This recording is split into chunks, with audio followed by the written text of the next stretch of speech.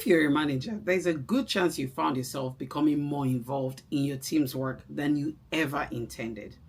Usually, this isn't because you don't trust your people, but because you're trying to protect your organization.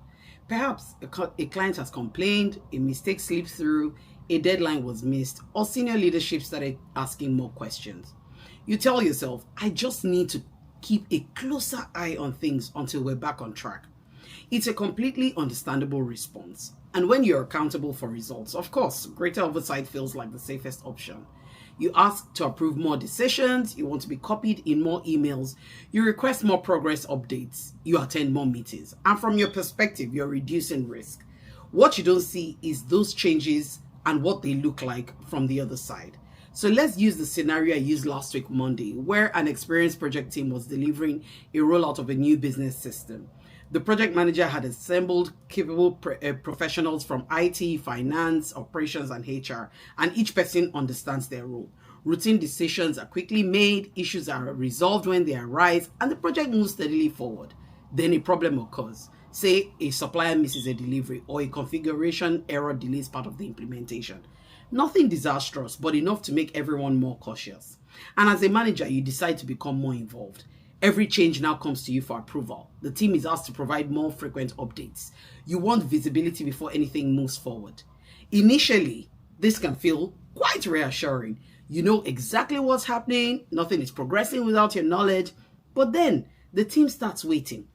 People who previously solved problems themselves now hold back, and questions that once took 2 minutes to answer are now added to tomorrow's meetings. Small decisions become emails, those emails become approval requests become delays. And without realizing it, you've become the busiest person on the project and the slowest point in the workflow. The team hasn't become less capable, they simply adapted to the environment you've created. After all, if every decision must come through you, why risk taking one independently? Eventually, this creates a decision fatigue across the team, and nothing moves forward because all decisions have to come through you. But because they are constantly thinking about whether they are allowed to make them, they start second-guessing themselves. Their confidence gradually declines, their initiative reduces, and you find yourself making decisions that your team could easily have made themselves. Ironically, the very oversight that you intended to improve performance begins reducing the team's overall capacity. So what should managers do instead? They should stay visible, but they should not become the center of every decision. Be very clear about which decisions must come to you and which should remain within the team's purview. Set your expectations early. Create clear boundaries for decision making. Review outcomes rather than controlling every single step within the project. Employing these steps helps your people know where their authority begins and where it ends.